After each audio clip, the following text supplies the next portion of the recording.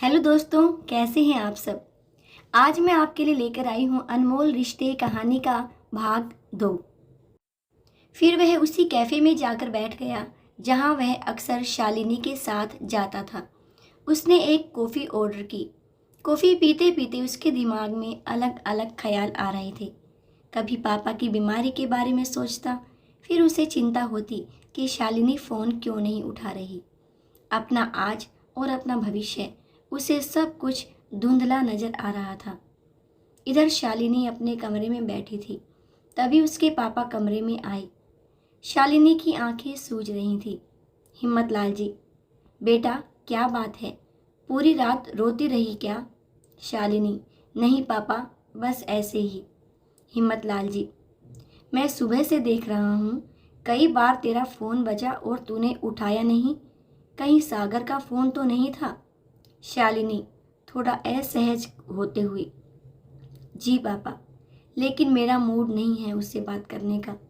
हिम्मत लाल जी, लगता है तूने अपनी माँ की बातों को मन से लगा लिया है। मैं ये नहीं कहता कि तेरी माँ गलत कह रही है। तुझे उससे शादी करनी चाहिए या नहीं, ये तेरा फैसला है। लेकिन एक गलती जो इस समय तू सबसे बड़ी कर रही है, वह यह है कि उसे इस समय तेरी ज़रूरत है। इतने पुराने रिश्ते को एक पल में नहीं छोड़ा जाता, वो भी उस समय जब उसे तेरी सबसे ज़्यादा ज़रूरत है। घर में वो किसी से बात नहीं कर सकता, अपने दोस्तों से वह कम ही मिलता है। ऐसे में अकेले तू ही है जिसे वह अपना समझकर फ़ोन कर रहा है। उसे इस समय किसी सहारे की ज़रूरत है, जो वो तुझ में ढूंढ रहा है। शालिनी, लेकिन पापा, मेरी भी तो जिंदगी है, मुझे भी तो अपने भविष्य के बारे में सोचना है। हिम्मत लाल जी, बेटा, यदि तू उसके साथ अपना भविष्य नहीं देखती तो कोई बात नहीं, लेकिन एक दोस्त की तरह उसकी परेशानी में उसका साथ तो दे सकती है। शालिनी को अपनी गलती का एहसास होता है। वह तुरंत सागर को फ़ोन करती है। शालिनी, सागर, क्या बात है, सब ठीक है ना। सागर, कहाँ हो यार शालिनी, सुबह से कितने फ़ोन किए तुम्हें। शालिनी, वो कुछ ज़रूरी काम था, बताओ क्या काम है। सागर, उसी कैफ़े में बैठा तुम्हारा इंतज़ार कर रहा हूँ। आज ऑफिस जाने का बिल्कुल मन नहीं था, क्या तुम एक बार मिलने आ सकती हो। शालिनी, ठीक है, मैं 20 मिनट में पहुँचती हूँ। शालिनी का जवाब सुनकर हिम्मत लाल जी मुस्कुराते हैं और कमरे से बाहर निकल जाते हैं। कुछ देर बाद सागर और शालिनी मिलते हैं। शालिनी, सागर, क्या बात है, इतना परेशान क्यों हो। सागर, शालिनी, मैं बहुत टूट चुका हूँ, पापा का चेहरा मुझसे देखा नहीं जाता। आज पता लगा, यदि पता हो कोई अपना साथ छोड़कर जाने वाला है तो कैसा महसूस होता है। यह सुनकर शालिनी को धक्का लगा। वह सोचने लगी, इस समय वह भी तो यही करने जा रही थी। अगर पापा उसे नहीं समझाते तो वह भी तो सागर का साथ छोड़कर जा रही थी। ऐसे में उस पर क्या बीतती। शालिनी, सागर, इतना मत सोचो, सब कुछ भगवान पर छोड़ दो। ये समय टूटने का नहीं है, अपने परिवार के साथ ढाल बनकर खड़े रहने का है। अब सब कुछ तुम्हें ही संभालना है। तुम टूट जाओगे तो तुम्हारे परिवार का क्या होगा, और मैं भी तो तुम्हारे साथ हूँ।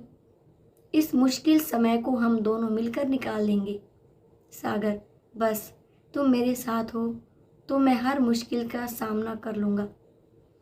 शालिनी सागर की हिम्मत तो बढ़ा रही थी, लेकिन साथ साथ उसे अपना भविष्य भी अंधकार में दिख रहा था।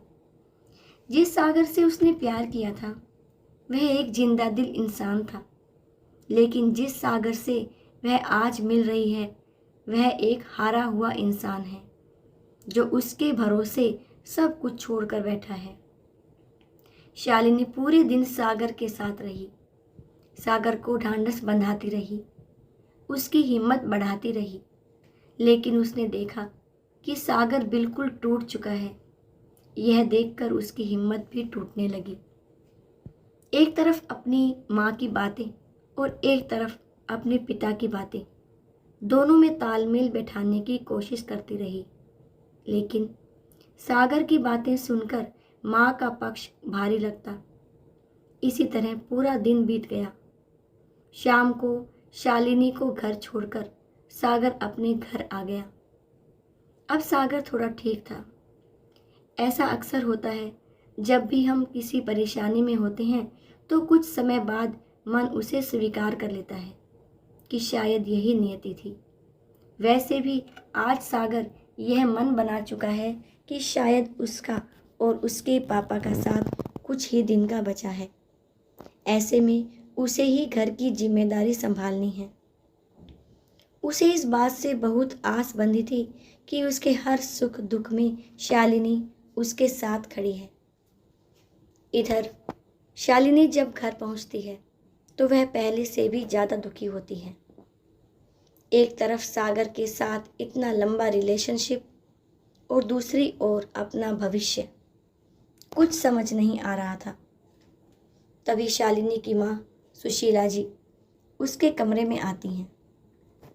सुशीला, बेटी, मैं तेरे भविष्य को लेकर बहुत चिंतित हूँ, इसलिए तुझे बार बार सागर से दूर रहने के लिए कह रही हूँ। आज सागर पर परेशानी चल रही है, वह बात अलग है, लेकिन प्रैक्टिकल होकर सोच, ऐसे हारे हुए आदमी से तुझे क्या सुख मिलेगा? दूसरों की भलाई के चक्कर में तू अपना जीवन तो बर्बाद नहीं कर सकती। शालिनी, लेकिन माँ, यह तो सोचो, अगर यह सब मेरे साथ हुआ होता तो क्या होता? सुशीला, बेटी, तू बहुत सीधी है। अगर यह सब तेरे साथ हुआ होता तो सागर तुझे कभी का छोड़कर भाग गया होता, क्योंकि तू एक लड़की है, तुझे वो इमोशनल कर देता है। यह सुनकर शालिनी सोच में पड़ जाती है। उसे रात भर नींद नहीं आती। सुबह उठकर वह एक फैसला करती है। इधर सागर अगले दिन ऑफिस जाने के लिए तैयार होता है। तभी उसके पापा उसके पास आते हैं। प्रशांत जी, बेटा, तेरी मम्मी अभी किचन में है। मुझे लगता है कि तू कल से बहुत परेशान है। क्या बात है?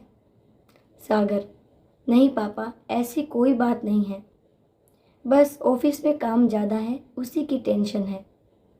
प्रशांत जी, बेटा, मेरी बीमारी को लेकर तो कोई बात नहीं है जो तू छुपा रहा है। सागर, नहीं पापा, ऐसा कुछ भी नहीं है। अब मैं चलता हूँ, बहुत देर हो रही है। सागर ऑफिस पहुँच जाता है। वह बहुत कोशिश करता है काम करने की, लेकिन उसका मन काम में नहीं लग रहा था। सागर, क्या मैंने पापा से झूठ बोलकर सही किया? तभी शालिनी का फ़ोन आ जाता है। शालिनी, सागर, मुझे तुमसे कुछ ज़रूरी बात करनी है अभी। सागर, क्या हुआ शालिनी? हम शाम को मिल तो रहे हैं, तभी बात कर लेंगे।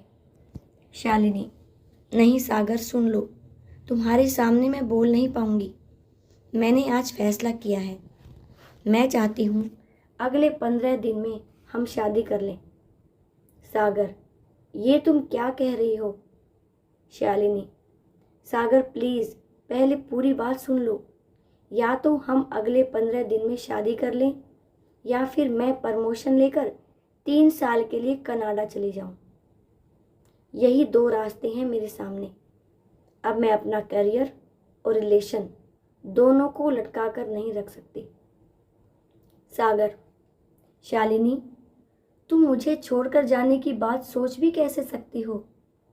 शालिनी, सागर, मुझे भी अपने बारे में सोचने का हक है या नहीं? या मैं केवल तुम्हारे इंतजार में अपना सब कुछ दांव पर लगाकर बैठी रहूं? सागर, शालिनी, मुझे कुछ टाइम दो, मैं सब ठीक कर दूंगा। इस समय पापा की बीमारी के अलावा मुझे कुछ दिखाई नहीं दे रहा। शालिनी, मैं भी तो यही चाहती हूँ कि तुम्हारे पापा अपने सामने अपने बेटे की शादी देख लें। तुम आज ही उनसे बात कर लो, 2 दिन का समय है तुम्हारे पास। यह कहकर शालिनी ने फ़ोन काट दिया। सागर मन में, शालिनी कितनी स्वार्थी हो गई है। इसे केवल अपनी शादी, अपने करियर की पड़ी है। मेरे हालात के बारे में तो वह सोच ही नहीं रही। चली जाए जहां जाना है। सागर कुछ देर अपने चेयर पर बैठकर सोचता रहा। सागर, लेकिन मैं शालिनी के बिना जिंदगी की कल्पना भी नहीं कर सकता। मुझे उससे बात करके उसे समझाना चाहिए। सागर शाम को बात करने के लिए शालिनी को बुलाता है। शालिनी, देखो सागर, मैं तुम्हारे हालात जानती हूँ, लेकिन मैं अब और इंतज़ार नहीं कर सकती। सागर, शालिनी, तुम्हें मेरे पापा की बीमारी नहीं दिखाई दे रही? एक बार सब सेटल हो जाए फिर शादी भी कर लेंगे।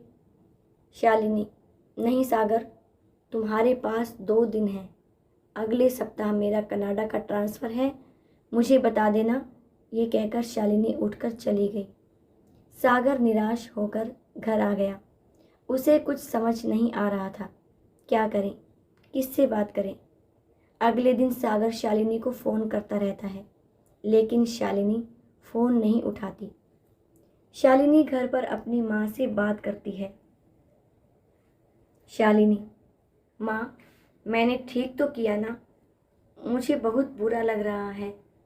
सुशीला, बेटी, अगर वो तेरा साथ चाहता है तो उसे तेरी बात माननी चाहिए। उसके पिता भी बेटे की शादी देख लें, इसमें बुराई क्या है?